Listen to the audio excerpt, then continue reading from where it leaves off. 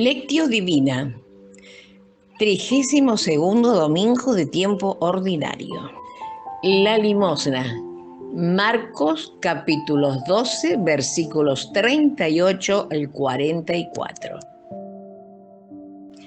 Señor, tú que enseñaste a las multitudes el valor de la sencillez y el desprendimiento de los bienes materiales, te pedimos que nos envíes tu Santo Espíritu para que nos ayude a discernir tu palabra y nos dé la capacidad de ponerlo en práctica con nuestros hermanos, especialmente con los más vulnerables de nuestra sociedad. Te lo pedimos por Jesucristo nuestro Señor. Amén.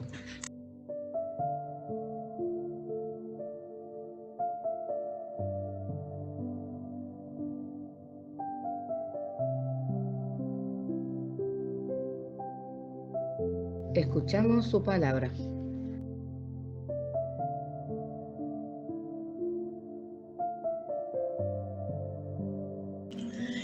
En aquel tiempo enseñaba Jesús a la multitud y le decía: cuidado con los escribas. Les encanta pasearse con amplios ropajes y recibir reverencias en las calles.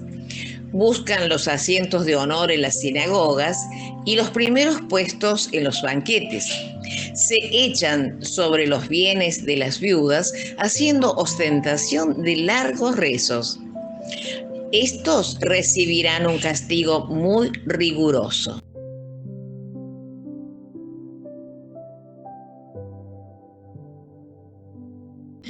En una ocasión, Jesús estaba sentado frente a las alcancías del templo, mirando cómo la gente echaba allí sus monedas.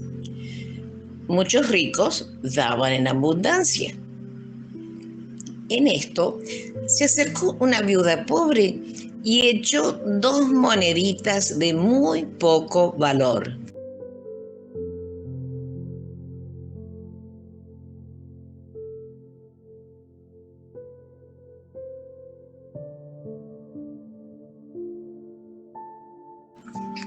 Llamando entonces a sus discípulos, Jesús les dijo: yo les aseguro que esa pobre viuda ha echado en la alcancía más que todos, porque los demás han echado de lo que les sobraba. Pero ella, en su pobreza, ha echado todo lo que tenía para vivir.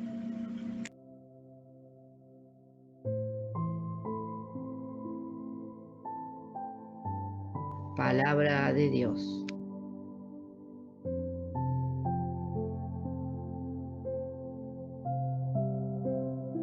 Contemplamos su palabra.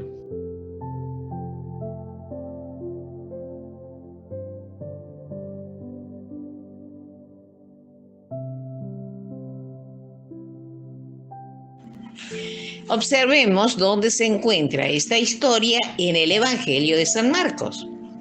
Jesús ha entrado en Jerusalén aclamado por las multitudes en capítulo 11, versículos 1 al 11. Ha limpiado el templo, capítulo 11, versículos 15, 19. Y terminado con una serie de disputas con fariseos, herodianos y escribas, capítulo 11, versículos 27 al 37. Enseña en el templo, capítulo 12, versículos 35.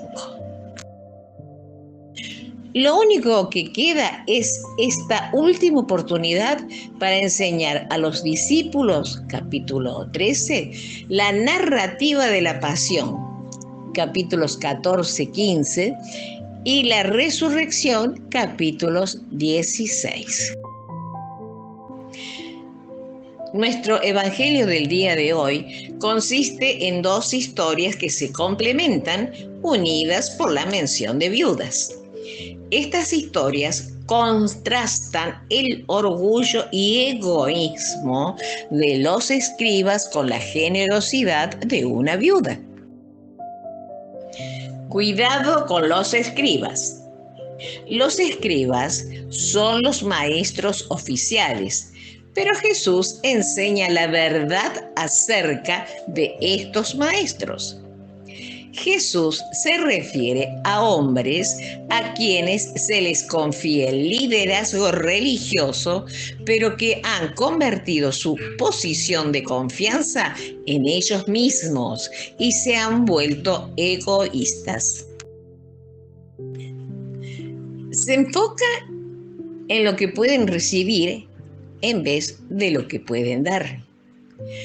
Sus ropas largas, caras e imprácticas para el trabajo manual los identifica como gente profesional. La palabra griega stolais sugiere una prenda festiva, elegante. Los escribas disfrutan el honor público que acompaña su posición. En el mercado, gente se levanta con respeto cuando se acercan. En la sinagoga, escribas se sitúan en puestos de honor en una tarima frente a la asamblea, viendo ellos a la multitud, pero más importantemente, siendo vistos por ella. Estas son tentaciones para cualquier edad. Jesús enseñó a los discípulos: si alguno quiere ser el primero, será el último de todos y el servidor de todos. Enseñó porque el Hijo del Hombre tampoco vino para ser servido, mas para servir y dar su vida en rescate por muchos. Su vida contrasta de manera dramática con la de los escribas, a quienes critica. No como ellos, se viste modestamente y sirve las necesidades de gente humilde por el camino, que devoran las casas de las viudas y por pretexto hacen largas oraciones. En una sociedad patriarcal, las viudas son especialmente vulnerables. Los escribas hacen de abogados y teólogos, asistiendo en asuntos financieros tanto como espirituales. En algunos casos, hasta manejan el dinero de otros. Mientras que a los escribas no se les permite cobrar por sus servicios, nada les prohíbe solicitar contribuciones por su propio mantenimiento. Sus largas oraciones reflejan un carácter piadoso, lo cual les facilita aprovecharse de gente poco sofisticada. En la actualidad también existimos muchos escribas en la iglesia. Estos recibirán mayor castigo. Dada su postura de confianza en la sinagoga, su culpabilidad se multiplica al faltar como administradores y Dios les hará responsables. En otro contexto, Jesús dijo: pues a aquel a quien mucho se le dio, mucho se le ha de exigir. Y al que mucho se le ha confiado, mucho más se le ha de pedir. Lucas capítulo 12, versículos 48. Estos mismos pecados seguramente empiezan a descubrirse en la época de la iglesia de Marcos. Algunos líderes religiosos siempre están más preocupados con privilegios personales que con proveer un servicio leal. La viuda dio lo que le faltaba. En el patio de las mujeres, a lo largo de la pared, hay 13 receptáculos grandes de metal en forma de trompetas. usados para recibir ofrendas hacia diferentes propósitos. Gente que no suele dar basándose en un espíritu de generosidad es tentada a hacerlo solo para ser visto por los demás. Los receptáculos están a plena vista y su tintineo anuncia la cantidad de sus ofrendas. El que da está tentado a considerar el valor del tintineo de su ofrenda. Sería más impresionante escuchar pocos, pero sonoros tintineos. ¿O sería mejor un prolongado tintineo de leves sonidos? Quizás, como una demostración de fuegos artificiales, la mejor demostración sería un número pequeño de sonidos leves seguidos por un sonoro y grande final. Leptas son monedas pequeñas, pero valían más que un centavo actual. Cada lepta valdría un 10% de $1. Es muy poco para mantener a una mujer por mucho tiempo, pero si son lo suficientemente valiosas para importar, 2 leptas comprarían una comida modesta. Monedas pequeñas apenas se oyen al caer en los receptáculos metálicos. Solo Jesús escucha los 2 leves tintineos y comprende su significado. Llamando entonces a sus discípulos, Jesús les dice: esta fórmula familiar de San Marco anuncia una enseñanza importante. Yo les aseguro que esa pobre viuda ha echado en la alcancía más que todos, porque los demás han echado de lo que les sobraba, pero ella, en su pobreza, ha echado todo lo que tenía para vivir. Jesús no condena las grandes ofrendas de los ricos, pero dice que la ofrenda de esta mujer es aún más grande. Lo calcula no basado en lo que ella da, sino en lo que le queda. ¿Sabe lo fácil que sería para ella pensar: esta pequeña cantidad no importa, así les dejaré a los ricos que llenen los receptáculos? ¿Sabe lo fácil que sería para ella dar una moneda en vez de 2?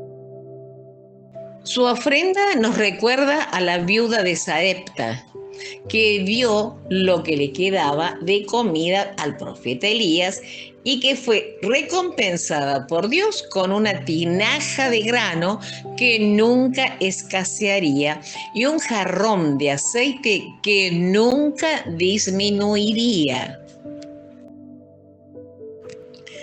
Para Jesús, el valor de una ofrenda no es la cantidad que se da, sino el valor que tiene para quien lo da. Mientras que Jesús no dice qué gente siempre recordará a esta viuda, su historia aún se oye a través del mundo hoy. Sus 2 pequeñas monedas demuestran que aún los más humildes y pobres pueden hacer una ofrenda valiosa a Dios. Su ejemplo nos bendecirá hasta el fin del mundo. También a nosotros nos demuestra el sentido de grandeza, el saber dar lo que uno tiene para el más necesitado y vulnerable en la sociedad, pero con un sentido de humildad. Hoy la palabra nos habla. Quiere transformarme.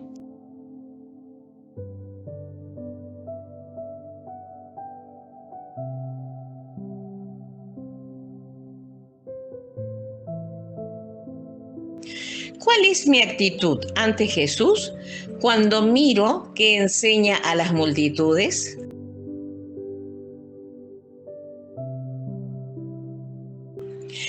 Si tengo un compromiso apostólico en mi comunidad, ¿Sé ser humilde con mis hermanos?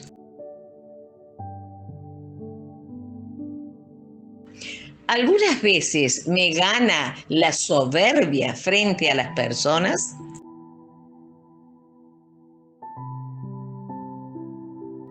¿Busco ocupar puestos de honor?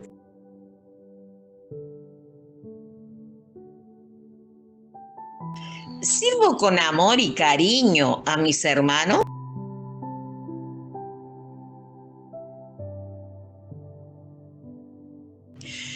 ¿Soy generoso con los necesitados?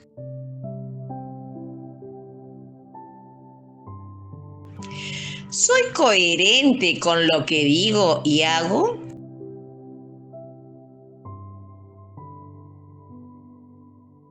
En intimidad con Él me pongo en oración.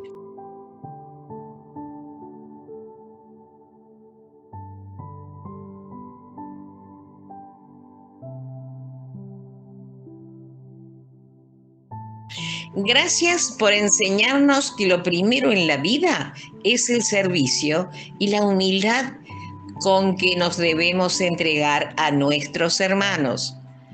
Gracias por enseñarnos la generosidad y darnos una enseñanza sólida de vida cristiana. Gracias por enseñarnos que los más vulnerables están también en nuestra vida y en la iglesia. Gracias, Señor. Gracias, Señor.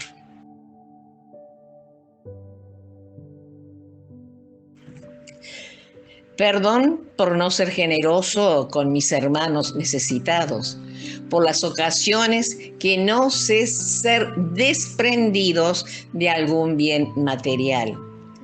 Perdón por creerme autosuficiente, por no ser humilde con el servicio que presto a mis hermanos, por buscar ser ensalzado y alabado por muchos. Por eso te pido perdón.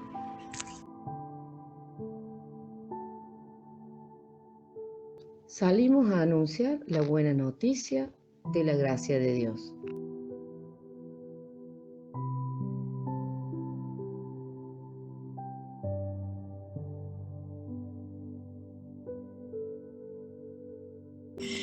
Ser sencillo y servicial con los miembros de mi familia. Buscar más unidad con mis hermanos y ser fermento de vida en mi hogar.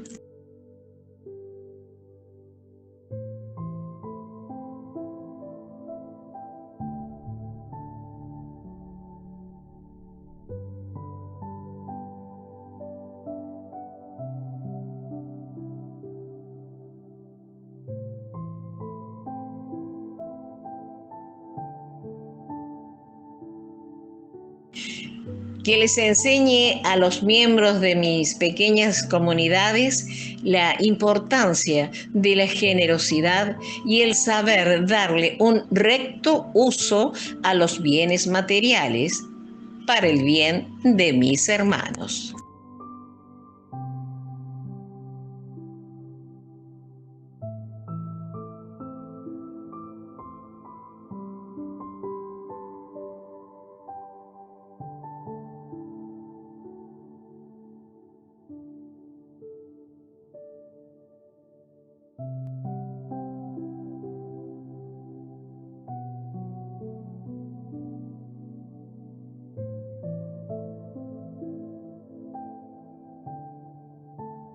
Parroquia San Juan Evangelista, Parroquia Santísimo Sacramento y San Pío X, Arquidiócesis de Córdoba, República Argentina.